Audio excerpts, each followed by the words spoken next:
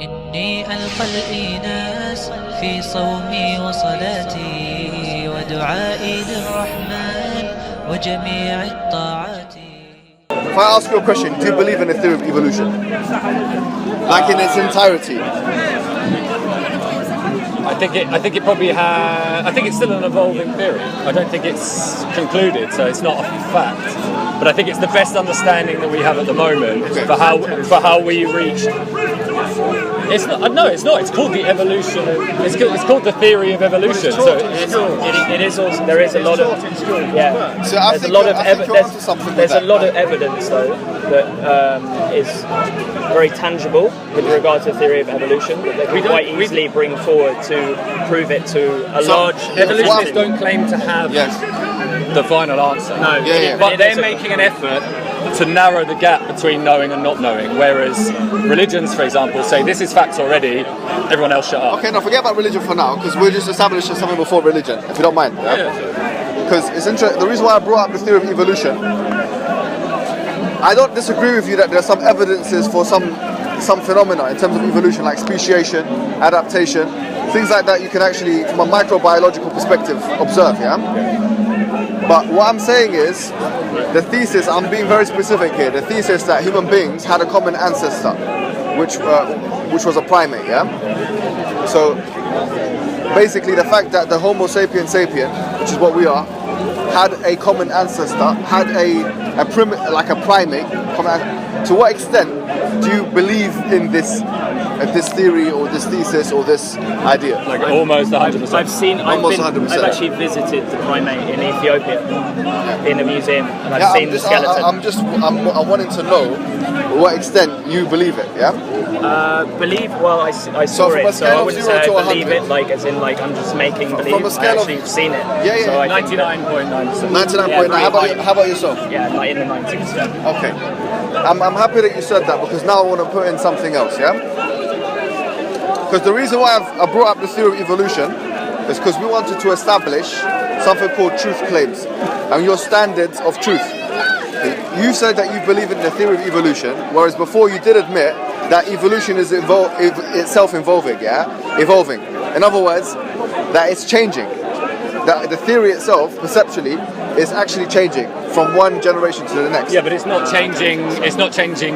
It's backwards. It's not going to be, actually we were completely wrong, and actually there's never been any evolution. Okay. No, it's only confirming itself and parts. The understanding of like the tree of life is growing. It's not that we're redacting back to a point where it's. I think you're. No. I want to pick up on what you said. It's interesting what you say. Let me make my position clear first of all. In terms of like the scientific realities, that we can observe around us, or what the scientific method has been able to basically pick up, and the Quranic discourse or the Islamic discourse, there is nothing that I can think of that goes against the Quranic discourse except for the theory of human evolution. So that's something which is scientific, but it goes against Islam. That's clear, It's pretty major. No, it's for you it's major, right? Because you believe it's 99% true, isn't it? But what I'm saying is, there's something to this which I want to bring, I want to flesh out right now, So you believe in the theory of evolution, but I didn't say I believed in the theory of revolution. So evolution. I said I believed in what I saw in terms of the primate, which actually proves with a tangible perspective that evolution is actually very credible. I want to get to the point. My point. Use words like believe. Okay, so what word would you like to use? Our current understanding of how we are. Fine. Let me use your exact terminology then. So according to you, our current understanding, of evolution is that we've evolved from a common ancestor, which is a primate. We've evolved from many common ancestors in many.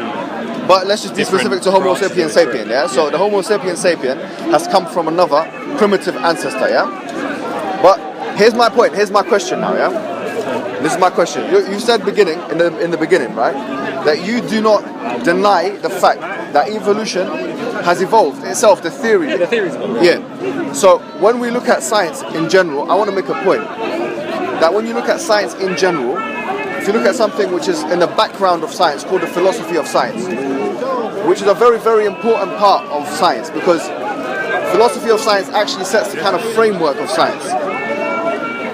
And when you have contributions like the one that has been made by Karl Popper and others, this actually sets the tone for the scientific method. So, for example, the scientific method itself, you could say, has undergone a change, and the way we do science has undergone a change in the hundreds of years. That's evolution as well. Yeah. All right, so we're all agreeing here. But that's no different to how like a religious theory would work. You're always if you believe in something, you're always going to preach and talk in a way that backs up that. To be honest, my friend, I'm not talking about religion right now. I'm just talking about the theory of evolution and truth standards. Yeah, I can talk about religion later on if you want. But we'll start with the theory of evolution. Because what we have just established, the two things we've established, yeah, which I feel are contradictory, if you don't mind me saying, yeah. The first thing we've said is that science is undergoing change, and we've all agreed to it. We have evidence of this, as Thomas Kuhn has mentioned in his book, The Paradigm Shift, that actually every once in a while science undergoes an incredible paradigm shift, which actually not only changes science, but it changes the framework through which science operates. And an ample example of this is the Newtonian theory moving to Einsteinian theory from 1900s to 1905, to such an extent that people had thought that Newtonian theory was the be-all and end-all, but in 1905 or 1906, when Einstein came out with the special theory of relativity, the whole world of science, and physics in particular, was turned upside on its head, basically. Do you see what I mean? Yeah. So what I'm saying to you is that you've just said to me that science is 99%, or the theory of evolution, in particular human evolution, you believe it to an extent of 99%. My question is, how can you be so sure of something which you have admitted is changing? That's my question to you. I didn't say I was so sure of it. I said I was in the 90s. In the 90s. What I saw. So actually, I didn't say the theory. All right, how about you? Are you still 99% sure of it? So the theory of our relationship to, as you called it, a primitive species, like prior to Homo sapiens. Yeah. That hasn't changed that much. Okay, that's a point here. If you don't mind me coming back and offering you some interesting points, I say no, it has changed, and I'll give you the evidences. If you look at how evolution, or the theory of evolution in general, how that is actually formalized, it's formalized usually using three different kinds of evidences. The first evidence is the fossil record, so it's a kind of archaeological evidence. Not in the man to ape. The fossil record isn't relevant because... No, they still use the fossil record. They use Lucy, and they use other fossils that they have found, and they've excavated, and they mention those fossils, and they try and link them together. So the fossil record is one of the strongest evidence. DNA. Yeah. It's DNA. So, DNA. So DNA and RNA. These are different things. So they look at how animals are basically formulated in the wombs of basically other animals in the genome. A bit more complex. But they look at this evidence. It's a genetic component. Number three, they also look at. There's another third one which I forgot actually. The point is, it's material evidence. Some material evidences.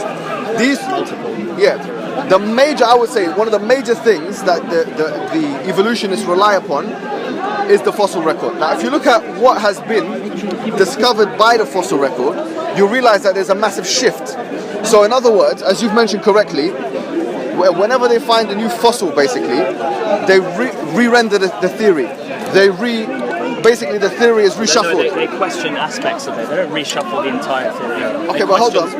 If we look at the discipline biology, as in a broad way, would realize actually that there are people, there are biologists that basically, like Stephen Gould, who wrote a book or wrote an essay called The Punctuated Equilibrium.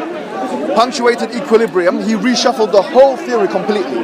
What he said, Gould, is that instead of he basically what he said in his essay was a revolutionizing of neo-Darwinian evolution.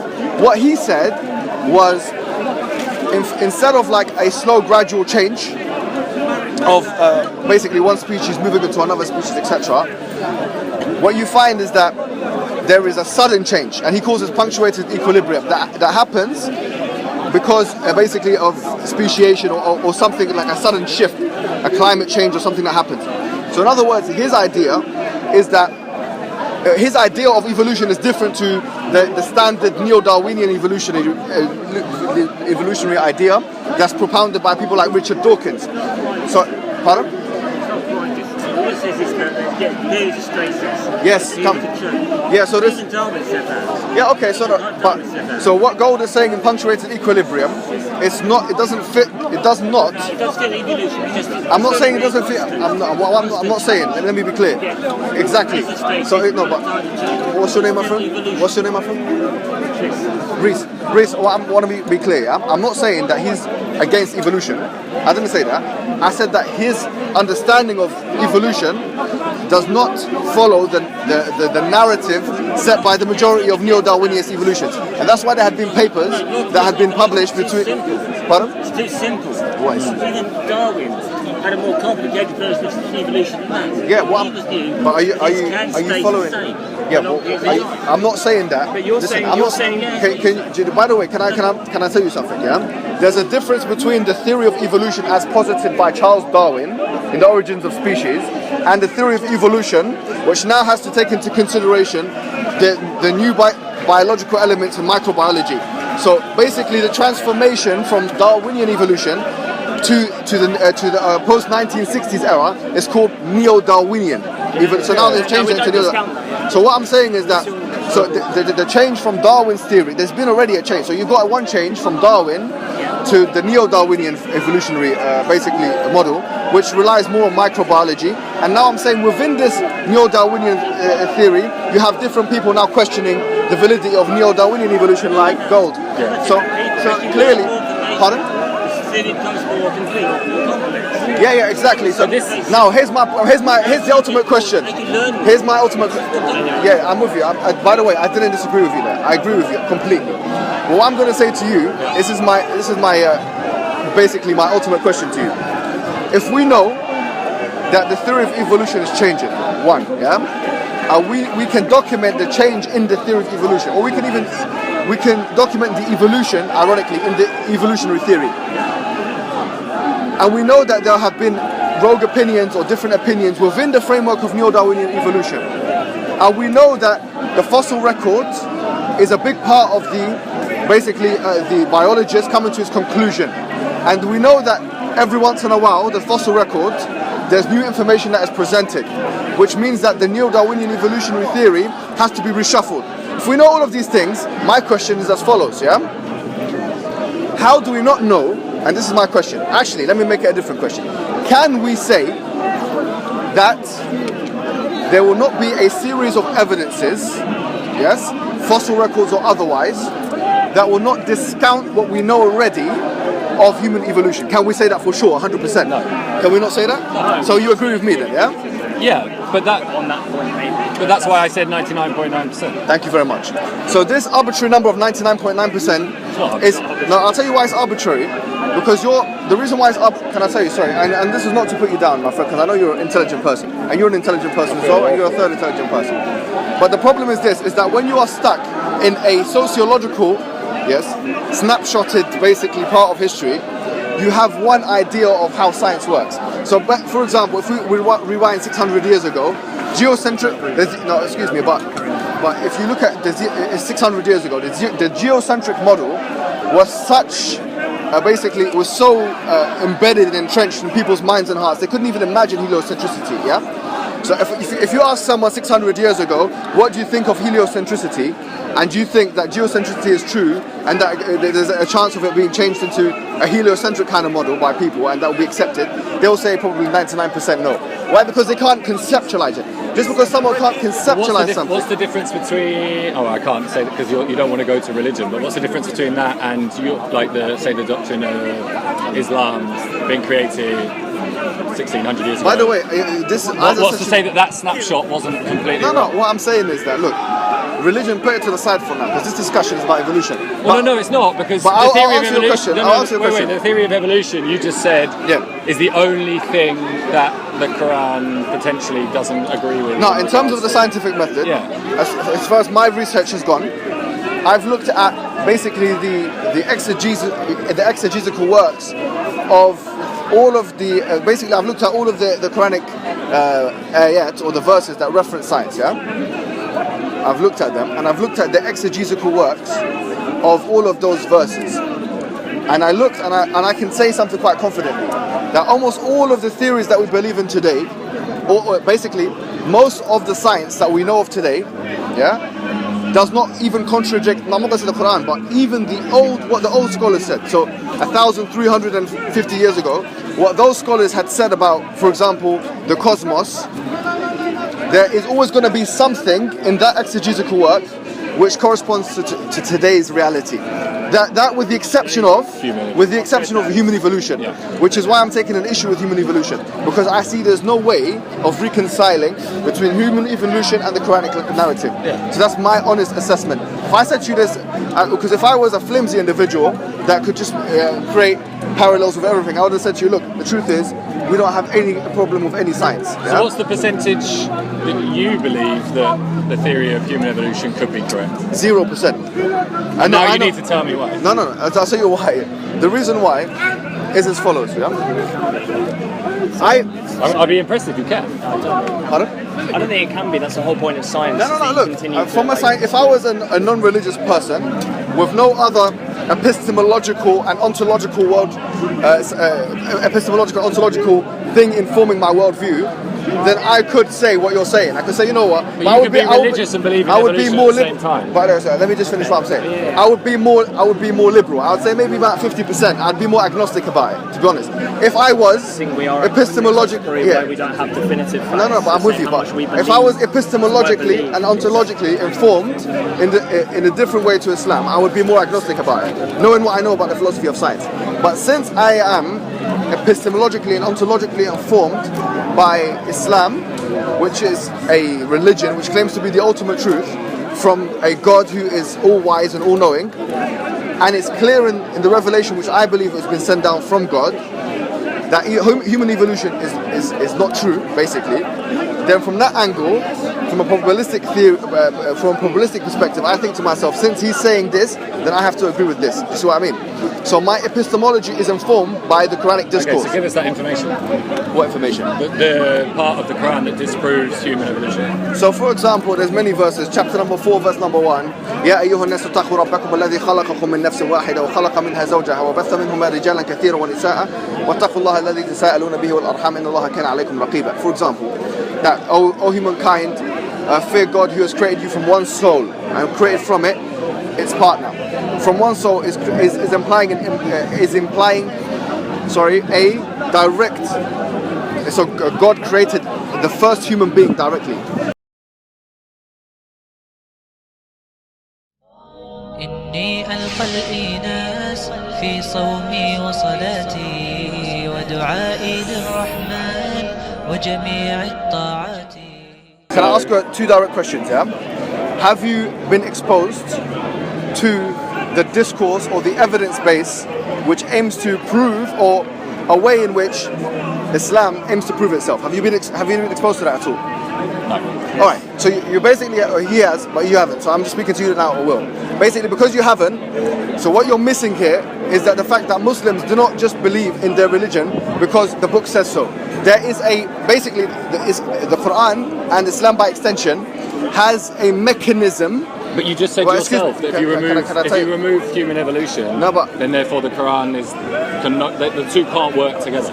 What? Human evolution, the Quran? Yeah, I've said that, but that's nothing to do with what I'm saying now. I'm saying that the Quran itself has a mechanism by which and through which it aims to prove itself. If you have a certain standard of truth, you can either accept this mechanism or accept the arguments that are proposed, or reject it, and that's part of free will and having your own ability to do whatever you want to do. Absolutely. So, I think the reason why I feel like you're basically a straw man of my opinion, you're straw manning my opinion, is because what you're saying is it's different to believe in the theory of evolution, which has evidence base and records and fossil records, than to believe in religion, which doesn't have that. What I'm saying is, and this is not, we can have this conversation afterwards. No, we can have this conversation. I can expose you to the arguments that I've made over and over again in Speaker's Corner. That Islam itself has a mechanism, or has a way by which and through which it aims to prove itself. Do you understand? I'll tell you later, alright? We'll come to that. We'll put that as like a little, put it in a footnote. Oh yeah, we'll come back to it. Because I want to finish off this discussion. What I want to say to you now, for someone that says 99%, you said in the beginning of this discussion that you believe in the theory of human evolution to a degree of 99.9%. You left the 0.1% there. Maybe because of the things that we've talked about before. But I want it's open to change. Yeah. So I want to ask you a direct question. Is it possible for you to claim that the theory, based on the fact that because of the problem of induction, because of the fact that you can't have all of the access to all of the fossil records, because of the fact that you cannot obtain this, it's an impossible thing to obtain, and because of the fact we know that science is changing like paradigm shift. Based on these two realities, can you say that the theory of evolution is an absolute certain truth? Human evolution.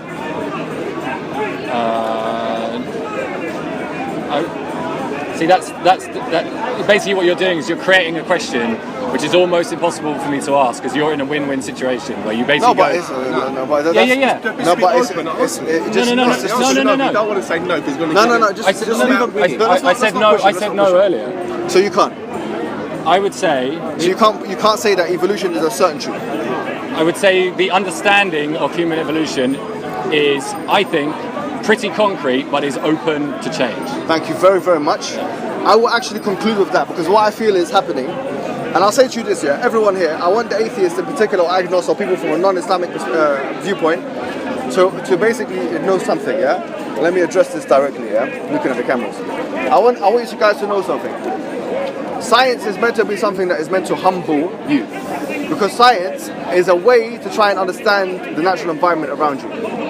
Science is not something you're meant to be completely certain about, because science, by the scientific method in and of itself, doesn't attempt to actually bring philosophical certainty to a human being.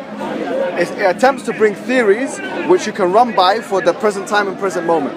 But science in general, unfortunately, it doesn't give you the grounding, it doesn't give you the ability to say that actually what we have today is true. And when you look at, and by the way, Thomas Kuhn is an interesting person who wrote about this in a book called Paradigm Shift. When you look at the history of the worlds, this becomes patently clear.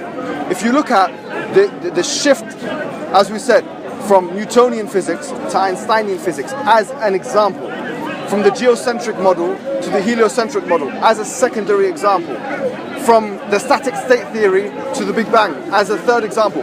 These are actual examples where people were so sure, as sure as Will is today, that those models, i.e. geocentricity, the static state, and what's the other one that I mentioned? The other one that I mentioned.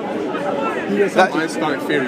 The Newtonian theory of relativity, that these were actual truths, absolute truths, that you cannot change. What I'm saying to you is that that's not what science says, it's not what science can prove, therefore be humble about science.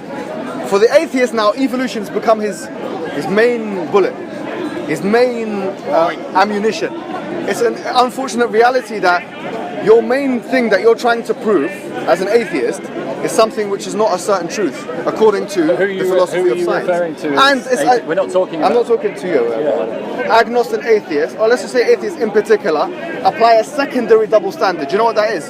They say that as theists, we have to provide evidences that satisfy a certain truth standard. We have to put forward evidences that satisfy a certain truth standard to prove God. However, what they have been able not to provide is the same kind of evidences for evolution, or human evolution in particular. Therefore, there is a double standard in the way they're applying their logic. But I think this goes back to our conversation earlier about the fact that whether or not you could prove human evolution, it still doesn't then, let's say that they proved that human evolution as we understand it today was completely wrong. That still doesn't give any evidence towards a religion. All it does is disprove I agree with you. our scientific theory. I do agree with you. So what's the... I don't know what you're trying to prove by saying that our theory... If our theory is incorrect, we'll just get on with our lives and try again. Proof of evolution as well. We don't have... We have Neanderthals. No, we talked about So what do you say about the Neanderthals? We talked about the fact that the Neanderthal man, which was discovered in 1973, or whatever it was discovered in, that was something which was discovered, all right? And then you had another fossil which was discovered later on. And we've done DNA that matches us with No, hold on. I'm answering you. By the way, you're saying we're 99% similar to apes. We're 49% similar to chickens. These things have nothing.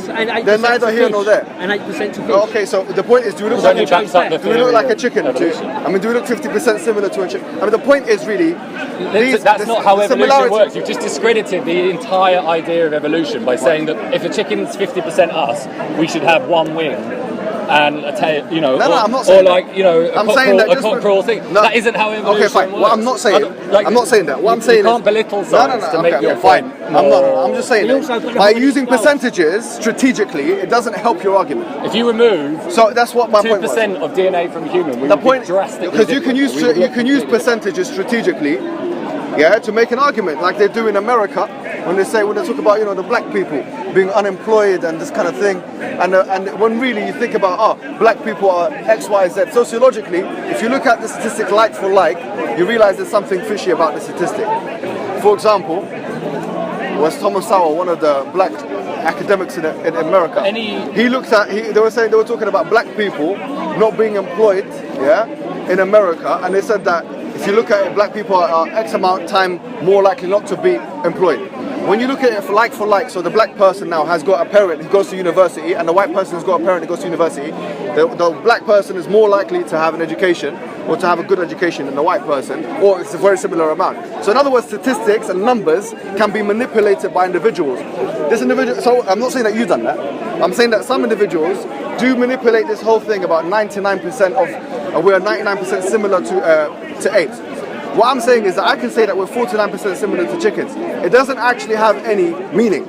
Unless you are able to show. Connected. Unfortunately. By the way, it doesn't necessitate that. Logically, it doesn't. Just because you're similar to something, it doesn't mean that you've been. Just because you're similar to something, it doesn't necessarily follow that you've been. You're an extension of it. You're a part of the evolution. Okay, so then the conclusion is that everything was created. It doesn't actually follow. At the same time. By the way, there's a leap of faith. Is that what you're saying? What I'm saying everything is that was created at the same time in kind of the same way, like from the same material. What I'm saying for sure, no doubt, is that we believe as Muslims that that's true of human beings. And by the way, there's a logical component to this, and I'm not making the case for. Basically, I'm not trying to disprove necessarily human evolution. What I'm trying to do is I'm trying to show you. It's proved in Islam, though. You know that, right? Pardon? It's in Islam, human evolution. Yeah, no, I'm talking. You talked about speciation, adaptation is fine, but not the fact that a primitive is another. Yeah. So the point is, what I wanted to say to you was that as it relates to human evolution now, if we talk about what we believe that the human being, in the Quran says, لَقَدْ خَرَّمْنَا بَنِي آدَمَ. We have certainly dignified the child of Adam. The human being is, in many, many ways, completely different from the rest of the animal kingdom. We believe that's true from a philosophical perspective, from a moral philosophy. Can I just finish the point? Philosophy is. If you don't mind me just finishing. Let me just. We reason. No. I'm just finishing what I'm saying. What I'm saying is that human beings are able to. Can I just? I didn't say I don't care. No, they care. But let me just finish what I'm saying. Can you reason with an animal? Do you mind if? No, human beings don't reason with animals. Just let me finish. I mean, we Bro, stop, please. You're going to disturb the flow of the You've discussion. got hold of the wrong end of the stick. You need to slow down. You've got hold of the wrong end of the stick. Yeah. I mean, we don't reason. All right. So let me just. We reason. Not animals. I said what I meant was. Animals don't reason.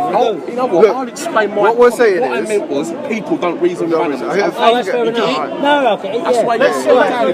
Slow down. I'm not even sure about that. So what we're saying is that human beings, have differences. I mean, no one's going to refute me here. Human beings have civilizations. Animals don't have civilizations. Refute me. Human beings. Whoa, hold on. Civilization. That is only based on the theory that you think that every animal is trying to evolve to become a human. No, I'm not going to say that.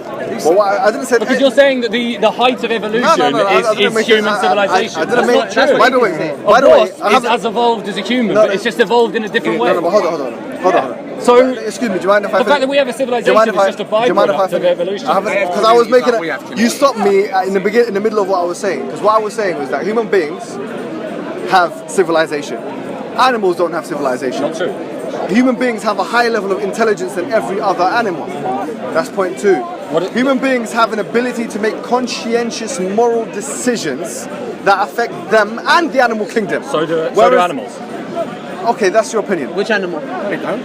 Which animal? What, animals don't make One decisions second. based on what's best for the Morals. next? Which animal? Well, hang on. The monkeys That's have an right. animal Hang on a instinct. minute. What you said's right, but he finished by saying the human being's decision affects the animals. But and he is mostly going to close that by saying the animals' decisions don't affect us. Oh, well, yeah, I'll agree with that. All right, fine. It's a little We're bit in too far. control. There is no doubt We're in here. control now. That's right. Yeah. So the point is, my friend, is that there is no doubt that there are clear distinctions between human beings. But that is a byproduct. But That isn't a reason. If you don't mind for me, our if you don't mind me creation. just finishing off what I was saying. And we're very similar. Actually, I will say something else.